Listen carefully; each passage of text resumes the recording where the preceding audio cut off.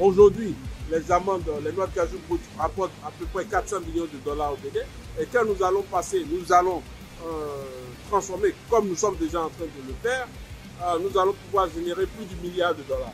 La valeur totale des exportations directes en noix de cajou provenant du Bénin avoisine les 400 millions de dollars, ce qui devrait faire 243 milliards 544 millions de francs CFA environ. Le directeur général de la CIPI qui est la société d'investissement et de la promotion industrielle au Bénin aujourd'hui, a souligné qu'une transformation locale permettrait d'atteindre plusieurs milliards de chiffre d'affaires. Pourtant, de nombreux Béninois et Africains n'ont pas conscience de la valeur réelle de ces matières premières, que ce soit le cajou, le cacao, le karité, dans la chaîne de transformation des grandes industries à travers le monde.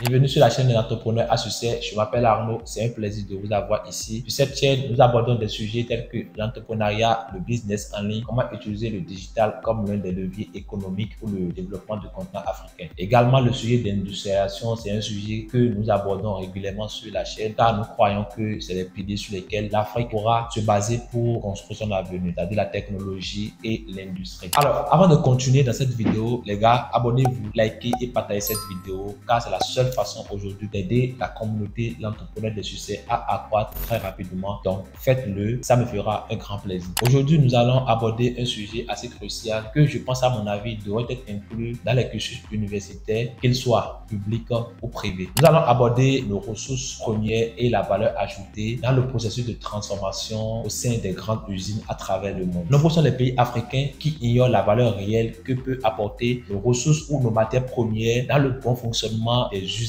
de ces grandes puissances telles que la Chine, les États-Unis, la Russie et bien d'autres. Pendant longtemps, les programmes universitaires ont traité les matières premières de façon superficielle sans vraiment approfondir le sujet. Et ils sont restés à la surface sans vraiment nous dire ou sans vraiment aborder tous les aspects ou comment nous pouvions vraiment valoriser toutes ces ressources premières localement. Quelques exemples. Le Burundi occupe aujourd'hui la première place dans les nations les plus défavorisées économiquement. Cependant, il regorge d'importants de ressources minières telles que l'or, le cuivre, l'étain qui est un matériel utilisé dans la mise en place des androïdes et de l'appareil électronique que nous consommons aujourd'hui. Pourtant, ce pays occupe la première place parmi les pays les plus défavorisés du monde économiquement. La République démocratique du Congo se positionne nettement comme le premier producteur de cobalt avec une production avoisinant les 144 000 tonnes en 2022. Pourtant, les habitants dorment sur le cobalt sans savoir la valeur réelle du cobalt pour les industries chinoises ou pour les industries du monde entier. Il est important de noter que 80% du cobalt est utilisé pour la fabrication des batteries lithium qui sont aujourd'hui des batteries très utilisées par les androïdes et autres appareils électroniques. De plus, le cobalt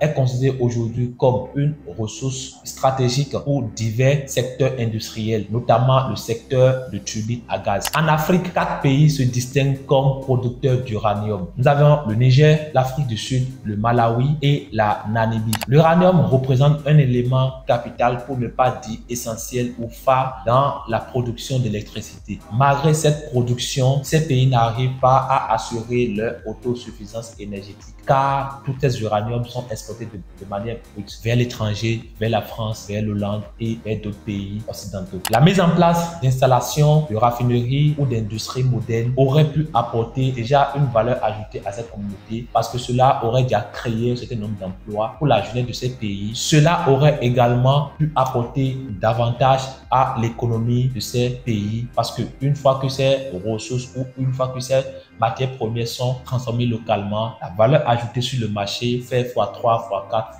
x10 dans certains cas. Pour partager une anecdote personnelle, durant mon enfance, je voyais souvent les Indiens, les Vietnamiens qui parcouraient ma localité pendant la période de récolte des noix de cajou pour payer les noix de cajou à l'état brut en grande quantité. Cette scène veillait ma conscience où je me posais la question, quelle est l'importance de ces noix d'anacarde pour ces étrangers? Alors, c'est évident, si cela n'a pas une importance pour eux, ils ne feront pas un long trajet depuis l'Asie pour venir dans ma localité au Bénin. Et ce n'est que récemment, suite à une formation dans le négoce international des matières premières, que j'ai pu découvrir toutes les opportunités qu'offre aujourd'hui le noix d'anacarde ou bien les noix de cajou que ces Indiens viennent payer dans ma localité. Actuellement, le Bénin s'engage dans une dynamique de transformation locale des matières premières telles que le coton, le soja, karité, etc., à travers la zone GDIZ. Alors cela arrive vraiment d'impacter fortement l'économie béninoise. Grâce aux initiatives louables, le gouvernement dirigé par son Excellence, Monsieur le Président Patrice Talon, le Bénin aujourd'hui se positionne comme un acteur dans la transformation des produits locaux dans la sous-région. Cette stratégie pourra créer 5 fois la valeur ajoutée à notre économie et créer un certain nombre d'opportunités d'emploi pour la jeunesse béninoise. En prenant l'exemple simple du noix de cajou, le directeur de la CEPI a affirmé qu'aujourd'hui le Bénin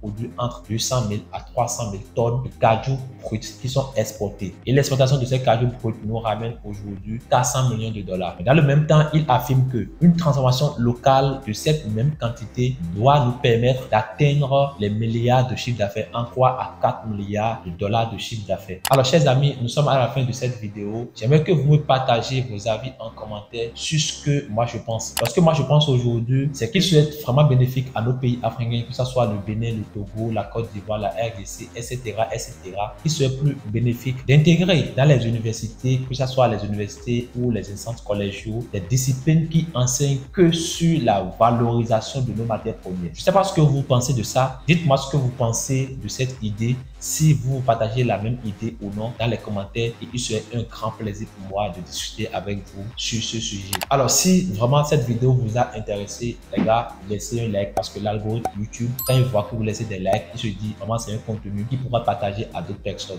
Vous laissez un like, vous vous abonnez et vous partagez dans vos différents forums pour faire découvrir la chaîne à d'autres personnes.